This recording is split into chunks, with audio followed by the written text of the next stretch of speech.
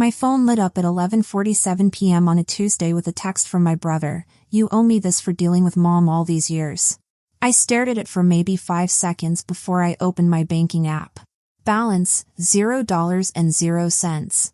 I refreshed it. Then again. And again. Like somehow the universe would glitch and fix this nightmare. But it didn't. $185,000. Gone.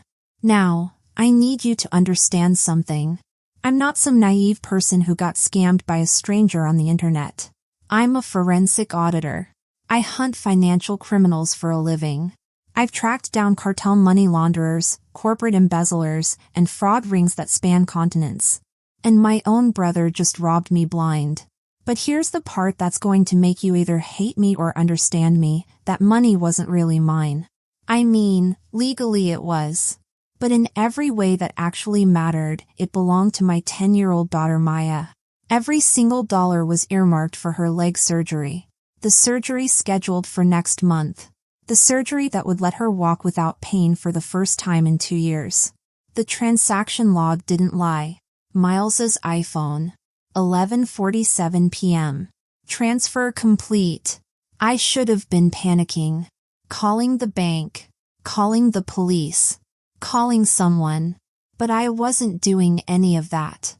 Because my brother just made the biggest mistake of his life. He didn't steal from his sister. He stole from a forensic auditor who now had every legal tool, every federal connection, and every ounce of motivation to destroy him. And he had no idea what was coming. But before I tell you how my 10-year-old daughter helped me take down her own uncle, you need to understand how we got here. Because I know what you're thinking. Why would someone who hunts thieves for a living give her unemployed brother access to her bank account in the first place? Yeah. I've asked myself that question about 1,000 times since that night. The answer isn't simple. It never is with family. Financial abuse doesn't start with theft. It starts with a story. And for 10 years, the story in my family went like this: Alessia left. Miles stayed. I was the selfish one because I moved 3 hours away to build a career, to make something of myself. Miles was the saint because he stayed in our hometown, living rent-free in our mother's basement, supposedly taking care of her. The saint and the sellout. That was us. And that story became the trap I couldn't escape. When your family convinces you that your success is a form of abandonment, and the only way to earn forgiveness is to pay for the people you left behind, you start doing things that don't make sense to anyone on the outside. You start paying for everything. I didn't add Miles to my account because I was stupid. I added him because I was exhausted. Exhausted from the guilt trips. Exhausted from the phone calls. Exhausted from apologizing for existing. I remember the exact moment I did it. 4 years ago. Right after the car accident that crushed Maya's legs. I was lying in a hospital bed, so drugged up on painkillers I could barely think straight. I was terrified I'd lose my job. Terrified about Maya's recovery. Terrified about everything. And Miles stood at the foot of my bed, not asking if I was okay, not asking if his niece was okay, complaining that his truck had broken down and he couldn't drive Mom to her doctor appointments. "I can't carry everything alone, Alessia," he said, looking at the casts on my legs like they were personally inconvenient to him. "You have the fancy job. I have the burden. The burden." That's what he called living rent-free while I worked 60-hour weeks. So I added him to my account. Just for emergencies, I told myself. Just for gas money and groceries for Mom. I thought I was buying peace. I thought if I paid enough, they'd finally stop making me feel like the bad guy for wanting more out of life than our dead-end hometown could offer. What I didn't know then, what took me 4 years to figure out, is that you can't buy peace from people who profit from your guilt. Over those 4 years, emergencies became a very creative term. An emergency was a bar tab on Friday night. An emergency was a new gaming console because he was stressed from caregiving. An emergency was the down payment on a $60,000 truck because he deserved something nice for once. I saw every charge. Every single one. And I let them slide. I drove a 10-year-old sedan with a cracked bumper and squeaky brakes while my brother cruised around town in a brand new pickup paid for by my overtime shifts. I lived in a rental apartment with questionable plumbing and a landlord who ignored my calls, saving every spare dollar for Maya's surgery. Meanwhile, I paid the deposit on Miles's luxury condo because he couldn't pass a credit check. I told myself I was helping him get on his feet. Being a good sister. Doing the right thing. But staring at that zero balance at midnight, the fog finally cleared. I wasn't helping him. I was paying rent for my place in the family. A monthly subscription fee just to be tolerated by people who should have loved me for free. Miles didn't steal that money because he was desperate. He stole it because he genuinely believed it was already his. In his mind, my money was just compensation for his life choices. For staying behind while I left. For existing in Mom's basement while I built a career. He thought I was an endless resource. A tap that would never run dry. But he forgot something critical. When you drain the account, you also cancel the subscription. He didn't just take the money. He took the only reason I had left to play nice. I closed the banking app and opened my work laptop. The sad, guilty sister who'd been apologizing for 10 years died the second I saw that zero balance. The woman who replaced her didn't care about keeping the peace anymore. She only cared about the audit.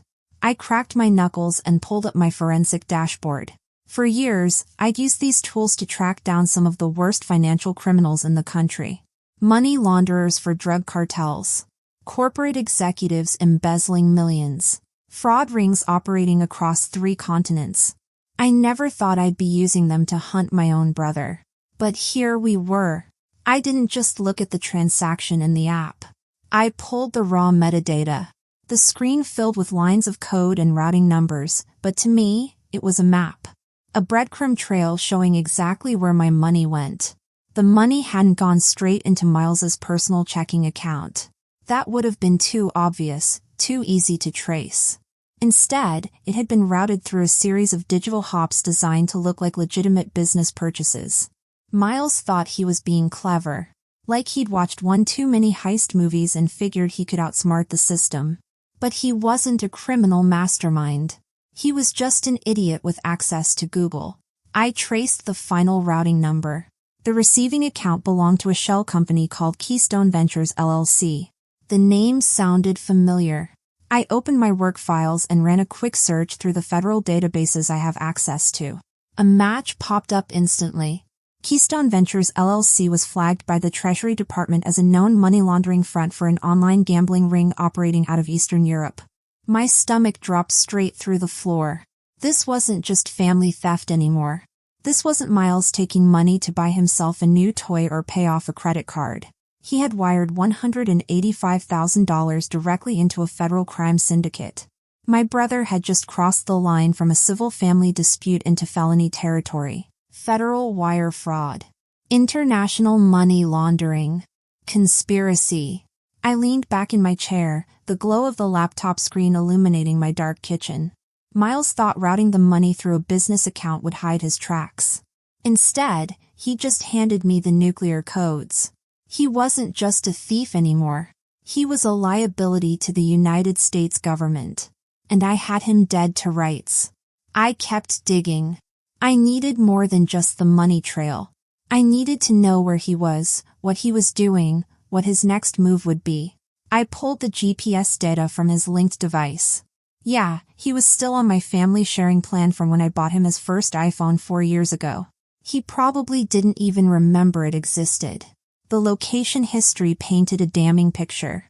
Yesterday afternoon, when he texted me saying he was taking Mom to her cardiologist appointment, his phone was pinging off a cell tower next to the Red River Casino on the state border. He hadn't been with Mom at all. He'd been gambling.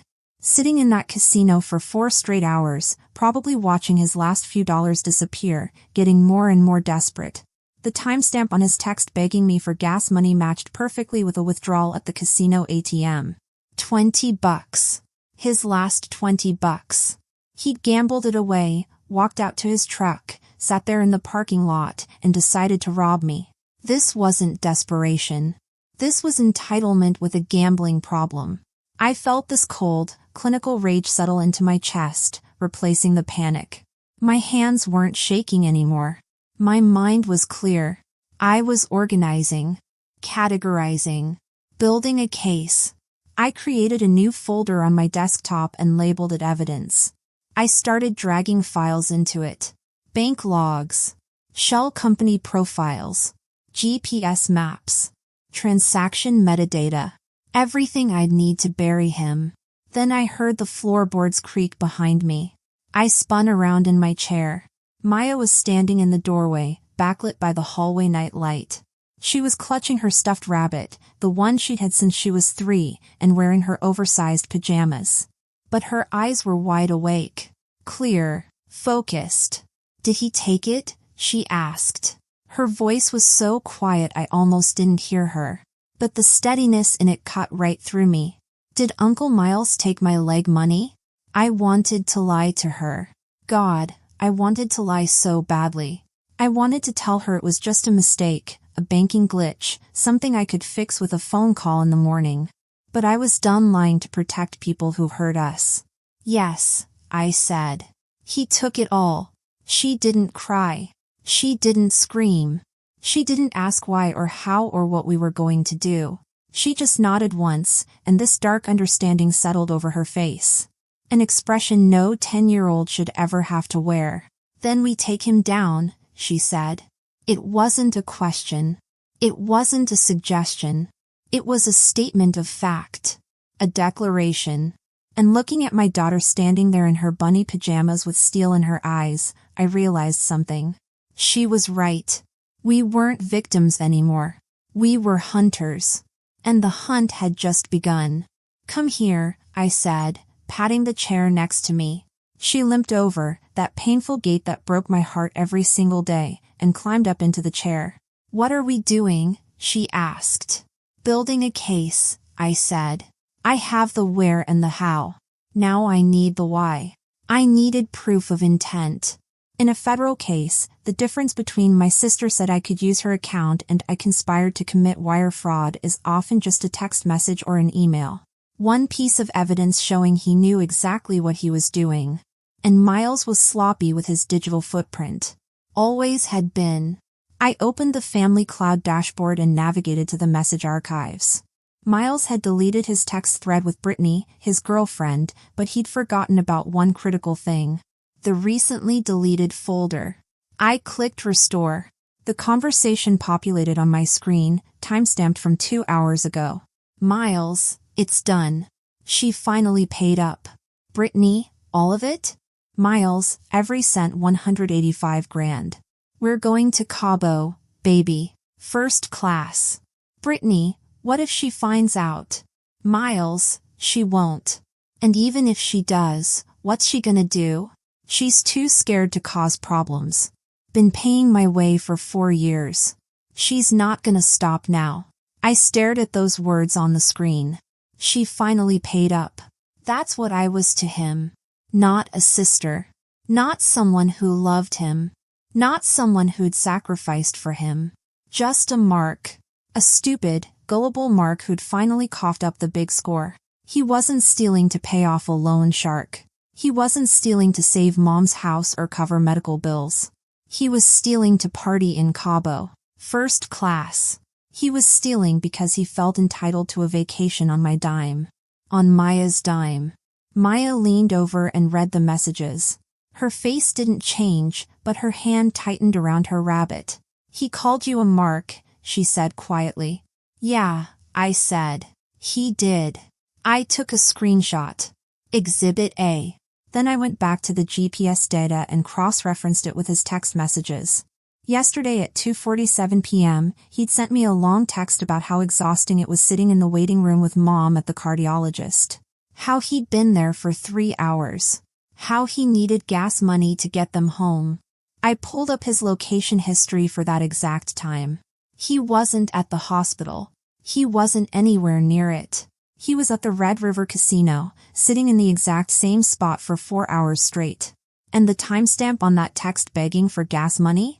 It matched perfectly with a $20 ATM withdrawal at the casino. He'd gambled away his last dollar, walked out to his truck, and decided the solution to his problem was robbing his sister. Not desperation. Pure entitlement. "What are you going to do?" Maya asked. I looked at my daughter. At the trust in her eyes. At the pain she lived with every single day because of an accident that wasn't her fault. I'm going to make sure you get your surgery, I said. And I'm going to make sure he never does this to anyone ever again. She nodded. I can help. How? I know where Uncle Miles hides his passwords, she said. He wrote them down in Mom's address book when we visited last Christmas. He thought I wasn't paying attention. I looked at my 10-year-old daughter and felt this surge of pride mixed with sadness. She'd been watching, learning, protecting herself the only way a kid could, by being smarter than the adults hurting her. Okay, I said. Let's get to work. I didn't call the police. Not yet. Local cops would take a report, write down what happened, and tell me to call my bank in the morning. They don't have the jurisdiction or the tools to stop a wire transfer that's already halfway to an offshore shell company. But the United States Treasury does. I opened my secure work portal, the one I use for federal cases. In my line of work, we have a direct line to FinCEN, the Financial Crimes Enforcement Network. And we have a tool that most people don't even know exists. It's called a SAR, a Suspicious Activity Report. Usually, filing one takes days to process. You submit it, it goes into a queue, some analyst reviews it eventually, and maybe something happens. But when you flag a transaction as involving international money laundering with a known criminal entity, especially one already in federal databases like Keystone Ventures, the system doesn't wait. It reacts immediately. I typed in the transaction ID. I flagged the shell company. I attached the metadata showing the routing path. And then I hit submit. It was the financial equivalent of calling in an airstrike on my own bank account. Within minutes, the trap snapped shut. The banking system's automated fraud defenses kicked in like a steel cage slamming down. They didn't just freeze the transfer. They locked down every single account that had touched that money. Miles's personal checking, his savings, his credit cards, even the shell account he was trying to funnel the money through. All of it turned to ice. He wasn't going to Cabo. He wasn't going anywhere. 10 minutes later, my phone rang. Caller ID, Miles. I let it ring. Once. Twice. 3 times. Letting his panic build. Letting him marinate in it. When I finally answered, I didn't say hello. I just listened. What did you do? He screamed. The sound was so loud I had to pull the phone away from my ear. Maya could hear him from across the table. What the hell did you do, Alessia? I took a breath and channeled every ounce of the scared, submissive sister I used to be. The one who apologized for everything. The one who made herself small. I don't know what you're talking about, I said, pitching my voice up, making it shake. Miles, I woke up and all my money was gone. I think someone hacked my account. You liar, he roared. I'm at the ATM right now. It ate my card. The screen says federal freeze. You called the feds on me. I didn't call anyone, I said, forcing a sob into my voice. I'm scared, Miles. That was Maya's surgery money. If it's frozen, I don't know how to get it back. You have to help me. Please. There was a pause on the other end. I could hear him breathing hard, trying to think, trying to figure out his next move. See, he needed that money. He needed it badly. Because the people behind Keystone Ventures don't just shrug when someone promises them $185,000 and doesn't deliver. And right now, he thought I was just a confused, panicked woman who'd accidentally triggered a bank security protocol. Listen to me very carefully, he hissed. You need to fix this. Right now. Call the bank and tell them it was authorized. Tell them you made a mistake. I don't know what to say, I stammered. I don't understand any of this. Please, Miles, I need you. Come over here. We can figure this out together. We can sign whatever papers the bank needs. I'm coming right now, he said. And Alessia? You better not be playing games with me. Because if you are, I swear I will burn that house down with you and that crippled kid inside it. The line went dead. I lowered the phone. My hand was steady. My face was completely dry. Maya was staring at me with wide eyes. "Is he coming?" she asked. "Yes," I said. "He's coming." I stood up and walked to the front door. I unlocked it. Then I turned off the porch light. I wanted him to think I was scared, hiding, vulnerable. I wanted him to think he was walking into a house full of victims he could intimidate into submission. He had no idea he was walking into a federal honeypot. Because that SAR I filed? It wasn't just a freeze. It was a beacon. By the time Miles pulled into my driveway, he wouldn't just be dealing with his angry sister. He'd be dealing with the full weight of the United States government. The trap was set. Now we just had to wait for the wolf to walk in. 23 minutes. That's how long it took for Miles to drive from the casino ATM to my house. I know because I watched the dot on the family GPS map the entire time. Maya sat at the kitchen table, silent, clutching her rabbit.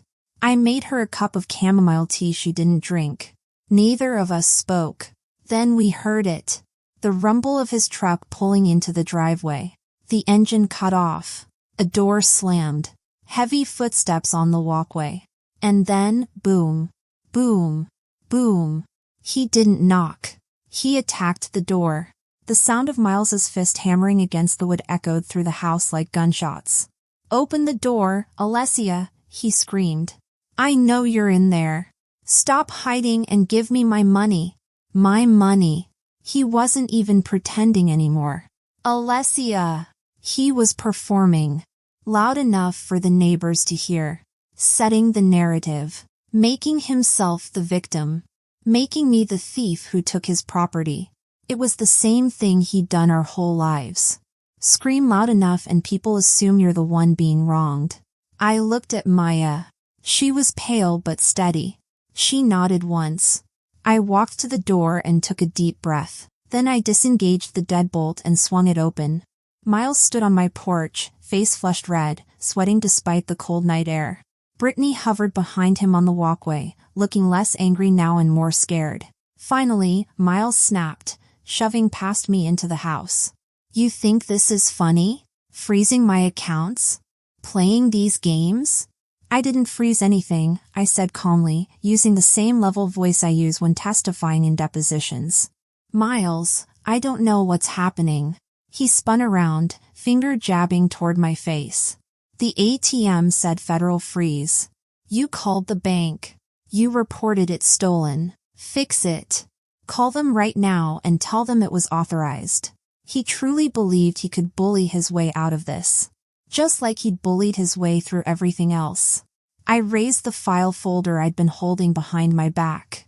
"I can't call them," I said quietly, "because I didn't do it." I handed him the document. He snatched it from my hand and looked down.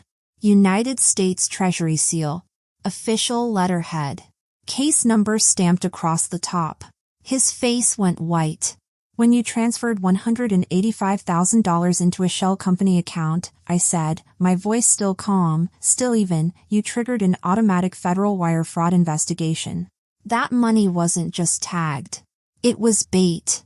And the second you transferred it, you didn't send funds. You sent a beacon straight to the FBI." Behind him, Brittany made a small choking sound. "Bait money?" "Evidence," I corrected. Miles staggered backward, the paper trembling in his hands. You set me up. You called the feds on your own brother." "You're not my brother," I said. "You're a criminal who stole from a disabled child." His face twisted. He tried one more time, voice cracking with desperation. "I did this for us, Alessia. For the family. For Mom. I was gonna pay you back. I was gonna." "You were going to Cabo," I said flatly. "First class. With Brittany. I read your texts." His mouth opened.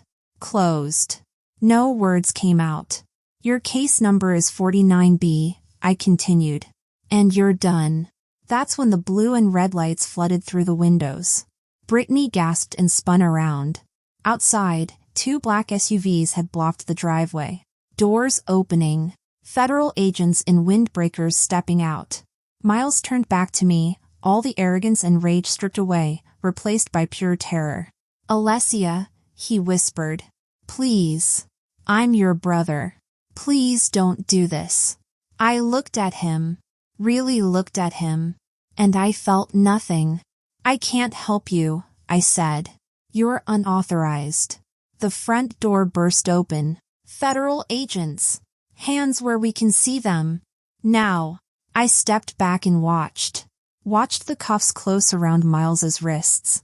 Watched him try to explain, to justify, to bargain. Watched Brittany immediately start cutting a deal, throwing him under the bus before they even finished reading his rights. Watched my brother, the man who'd stolen my daughter's surgery money to fund a vacation, get dragged out of my house screaming my name. When the street finally went quiet and the last SUV pulled away, I locked the door. Maya was still sitting at the kitchen table, her rabbit tucked under one arm. Is he gone? She asked. Yes, I said. She took a deep breath. Good. Now we can get the surgery. I walked over and sat down next to her. Yeah, baby. Now we can get the surgery. Mom? Yeah. I'm glad you picked me. I pulled her into a hug and held on tight. Miles got 15 years. Federal wire fraud, money laundering, conspiracy. The prosecutor added extra charges when they found out he'd threatened to burn down my house with a child inside. The money came back within a week, released from the federal hold after I provided testimony. Maya had her surgery 2 months later. The recovery was hard. Physical therapy 3 times a week. Tears. Frustration. But she pushed through it. And now? Now she runs. No pain. No limp. She's on the track team at school. Made varsity as a 6th grader. She keeps a photo of herself crossing the finish line at her first race pinned above her desk. People ask me sometimes if I feel guilty about what I did.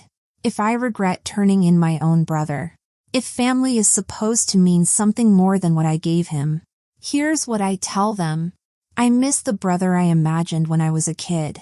The one who would have protected me and Maya. The one who would have celebrated her first pain-free steps instead of trying to steal them from her. But that brother never existed. He was just a story I told myself to make sense of the guilt. The real Miles, the man who looked at a disabled 10-year-old surgery fund and saw a vacation to Cabo, I don't miss him at all. Our house is quieter now.